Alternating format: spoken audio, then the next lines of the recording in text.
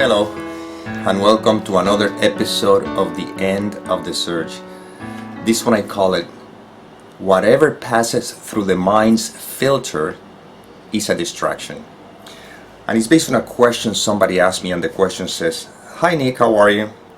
I was thinking, our mind is made for and to protect us, to find solutions.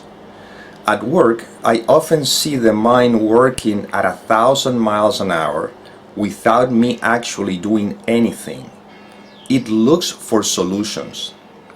Inspiration comes and pretends I am the author, but I know it is not my fault when things go well, nor my fault if they go wrong. It just did what it knew how to do." It's been said many times that we don't decide to wake up, that it's not in our hands, because the mind is the obstacle. Now I understand that it is the obstacle because its function is automatic, to find solutions to protect us. But protect us from what? Also, when you point to who is the self that protects itself, or who is this self that seeks solutions, it's also the mind that is searching for that self. It's like putting a sock on one hand and starting to talk to it. And yet, there's still the desire, for whatever reason, not to take the sock off our hand. I don't know if it's out of loneliness or for some other reason, but we always choose to have that something with which to feel accompanied. Is there a way to take it off at will? Thanks and hugs. Okay, well, I'm going to share with you what I wrote to that person, and then we'll talk a little bit on this. I said, the mind doesn't protect you from anything because the mind does not exist. But by believing in its existence, it attempts to protect itself from its own demise, even when the mind doesn't exist. Do you see that it is not only ridiculous, but paradoxical? And taking the sock off voluntarily makes no sense because the sock doesn't exist since the mind doesn't exist. Trying to take off the sock at will can only happen if you believe in the sock. How can you possibly take off something that doesn't exist? You're trying to search for answers with the same mind that is the very same obstacle, which you in turn use to sustain your sense of identity. There has to come a point where you realize that whatever passes through the mind's filter is a distraction. You're seeing the mind's resistance trying to sustain its sense of identity. If you keep asking questions and probing with your mind, you'll be running in circles for the rest of eternity. Why not do this instead? Then I choose a quote from A Course in Miracles from Lesson 189 that says, "Simply do this. Be still and lay aside all thoughts of what you are and what God is. All concepts you have learned about the world. All images you hold about yourself. Empty your mind of everything it thinks is either true or false, or good or bad, of every thought it judges worthy, and all the ideas of which it is ashamed. Hold on to nothing. Do not bring with you one thought the past has taught, nor one belief you ever learned before from anything. Forget this world, forget this course, and come with wholly empty-handed unto your God." Okay, so as you notice, the person keeps asking questions about, can I undo the whole process at will? What is the mind trying to protect? Every question in the end is a trick question, because we're not pointing here to any solutions nor how to undo anything. We're just looking directly at what is. And the fact is that we are. I cannot deny the fact that I am. This is obvious. It's non-conceptual. It's not to be understood. It's direct experiencing. Can you negate the fact that you are? You see, this is it. Right now, you simply are. Thoughts appear, but you're not the one who chooses them. You see, these are the investigations we have to make to convince, to see ourselves the obviousness of this. Do you know what is the next thought you're going to have? Do you know where they come from? What are they made out of? Who or what is thinking them? You see that thoughts appear. See? Life is. We rest in beingness. The thing is that because of the thought I individual, which is heavily ingrained, believe that this is who I am, and then there are all the thoughts that comes along with it, the things that I want, the things that I desire, the things that I don't want, how life should be, and all of that, when seen through, you always rest in beingness. You see? And this is what the videos are pointing to. It's not about when am I going to wake up, or if I can have the choice, if I have the choice to wake up. All that I know is that I am. That's why we point to silence, but the silence is not the absence of noise, it's the recognition that I am. And we're resting in this I am. And right now, when I usually say in the videos, pretty much all the time, if you don't believe any thoughts, if you don't identify with any thoughts, what remains? I'm not trying to seek for answers. I just want you to, I'm pointing to the obvious. If you don't believe any of the thoughts, they'll be there because they show up, you know. But if you don't believe in any of them, that is to say, if you don't identify with any of them, what remains? And what remains is isness. What remains is what is, and that is what you are. That is what is so obvious. There's nothing to do, it's just the obviousness of life itself.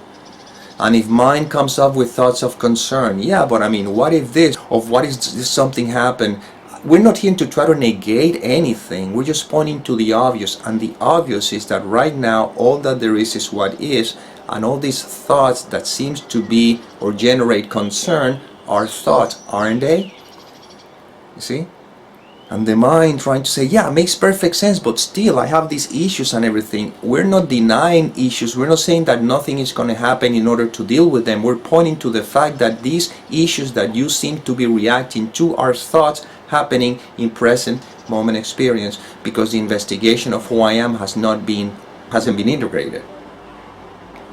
When you know that you are, and this is seen through clearly, and you know that thoughts appear, and you know that life is the one that is living this whole experience, then there's a trust in which you rest.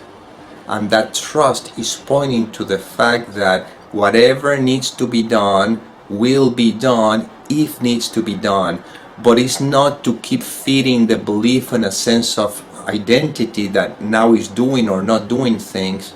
It's just to simply see that you are life. You are always life. You can never not be life. Life takes care of life. Life itself, or lives itself. You see? This is not for you to understand it. It's the obvious. Right now, can you say that you are not? What are you? But don't identify with the mind with its thinking. Tell me, what are you? Literally. But without the thought, what are you? And there's no answer to that. And this is the point. There's no answer because you are. You are existence always. And trust me that you will see how life will unfold. It's unfolding through you.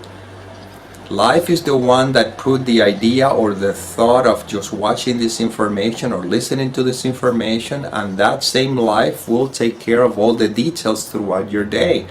The difference is that if you are resting in beingness, you see life, you observe how life is happening, you see, instead of thinking that you are the doer, that you are the one making things happen. And you take a huge weight off your shoulders. You can relax now because life is taking care of life. I don't know what is the next syllable that is going to come out of my mouth. I have no idea what is the next thing I'm going to be doing throughout the day. It appears that there's some things I may be doing, but these are just possibilities. In the end, I don't know. All I know is that I am. All I know is that this is what is. I don't need to be concerned about how or what to. It doesn't matter. The house and the what to and all that stuff will show up. It shows up very spontaneously because life is spontaneous. I mean, we have the arrogance of suggesting that we are living life, but we forget that we are not the one choosing to breathe. We're not the one choosing for the heart to beat. We're not the one choosing the lungs to expand or contract. We're not the one choosing any functions of the organism, and yet very arrogantly we say, I am choosing this, I am choosing that. Life is choosing to experience itself through you, and therefore life takes care of whatever it needs through you in order for this you, quote unquote, function in this world of appearances. The thing is, when the thoughts comes in suggesting things should be different, it shouldn't be like that, and begin the comparison and everything, we just get lost in the mind. We don't get lost in the world, we get lost in the mind. And the invitation here is to just go to the simplicity of this. Right now, if you don't identify with any thoughts, what is left? And what is left is what is. You see? And then you begin to look at the mind, how it operates, and see, oh my God, it's just basically a trickster. That's all that there is to it. Because on one end thinking, okay, I am, but what if this or what if that? And then what if this or what if that? Is not that a thought? You see? But what could happen if, okay, what could happen if? Is not that a thought? I am not good enough. I don't think I'm, okay, is not that a thought? Can you see how obvious this is? Here you are, listening happens, you're not listening, listening happens because listening is happening before you even claim that you can choose to listen. Seeing happens before you even think that you're choosing to see. It's just that the mind immediately jumps and says, I am seeing. And then on top of that, not only I am seeing, but then he says, this is what I'm seeing. And he labels it. But without the labels, what is left? Seeing, and that is very organic.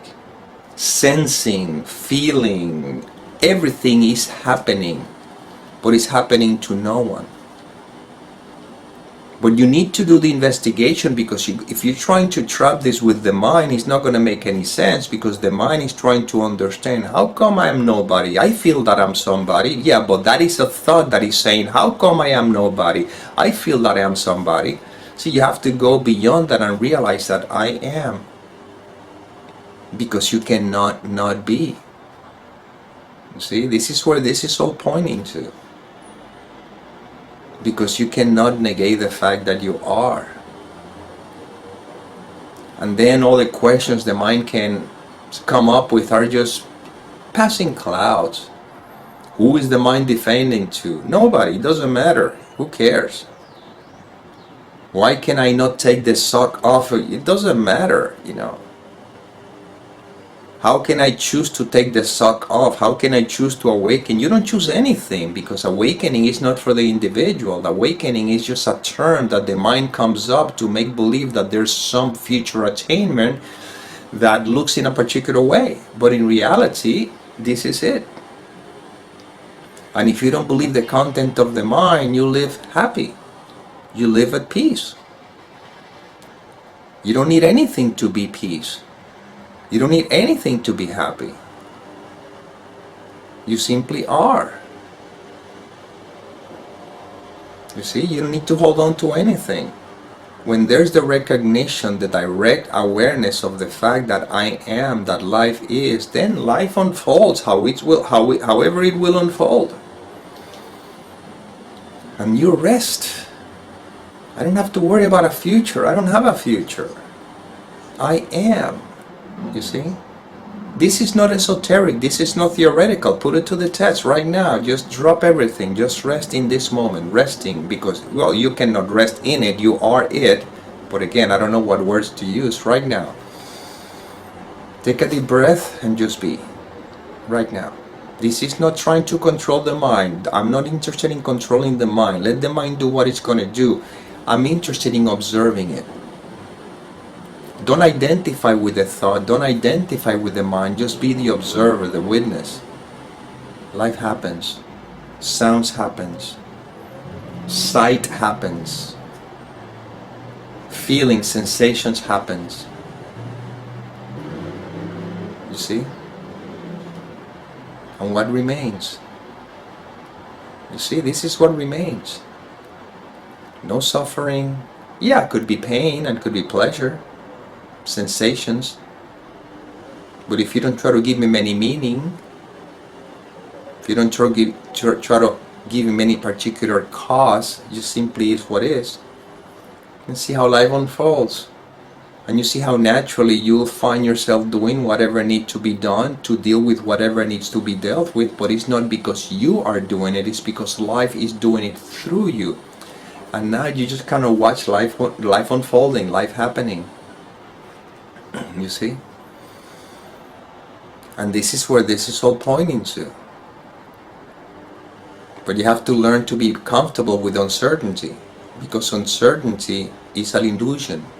It's the mind creating the belief that if you have something in control, it's certain. No, you're not certain of anything. You can try to control everything you want. In the end, life is the one who chooses. So you're always living in uncertainty, even though the mind believes in the concept of certainty to fool itself, to try to make believe that, okay, if I know what this is, if I know how things are going to go, I can feel happy, I can feel safe or whatever. But then when things don't go that way, then the mind goes into panic and is trying to control the situation to fool itself again. But what if you just let it all go? Literally, let it all go. What happens? What happens is what's supposed to happen.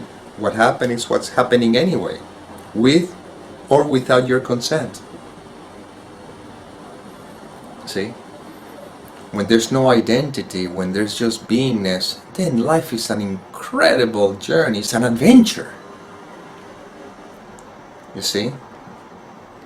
Because when you know who you are, you're eternal. Yeah, but what if I die? You cannot die, you were never even born.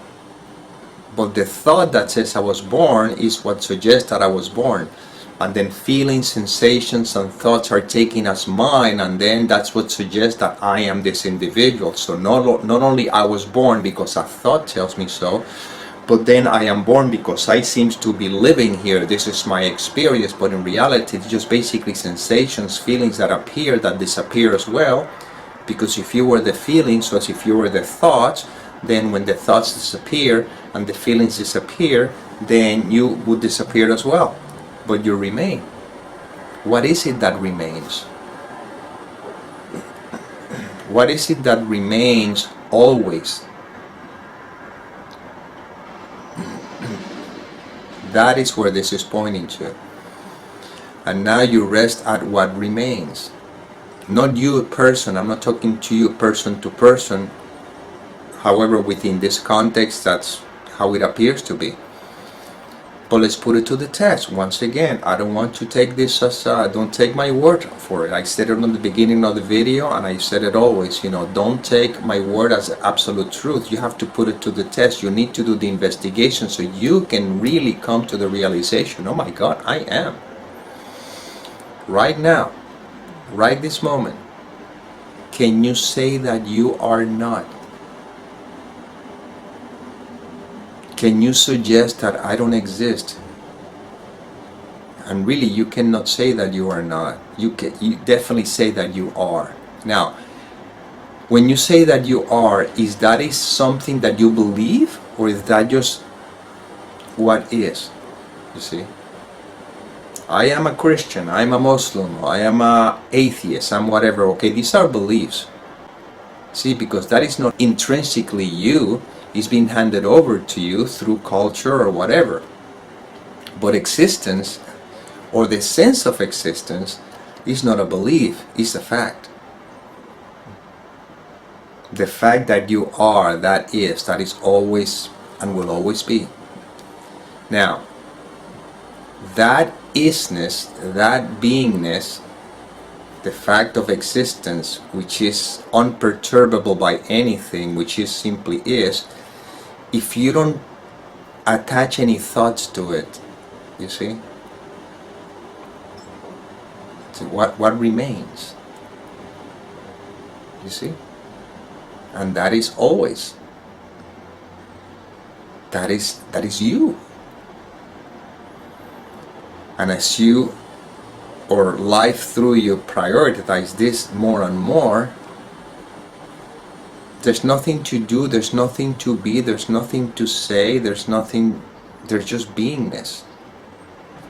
Then life unfolds. No questions, no answers. And yet questions and answers will show up for practical reasons. You know, how do I go to the park? Okay, that's a question. And the answer that will show up, just walk 1 block, make a left, and the park is over there. Okay. How do I function, or how do I make this device work? That's a question. And the answer, okay, you turn this button, which is right here, which is button on, and then you press this thing, da da da da da. All of that is fine. But all of this seems to be happening in beingness, and you never lose sight the fact that you are beingness, you see. And that's why you can remain, I would say, unperturbed by what seems to be happening around, because you're not identified with the mind's descriptions, with the mind interpretations of whatever seems to be happening, because you simply are, and you're resting in that, you're resting in what is. You see, so that is how you live in the world, but without a mind, or with a mind that is not of it. You see, this is what it means. You still function, you still talk, you still answer questions, you still ask questions for things that are relevant to the physical experience, but there's no longer the question of who I am. You simply see how life unfolds, and this is something you cannot talk to anyone about, this, because this is not to be talked about. It's the recognition that I am. However, if somebody needs to hear or know about this, life will take care of take care of that meeting. The encounter will take place, and then you become like quote unquote a teacher in that moment, until the person is ready to recognize this, and then the students becomes the teacher. You see? So just relax, be, and notice that life is. You are. And that's it. Well, this is the inspiration that came through. I hope it served, and as always, may peace permeate the mind so that love can be extended.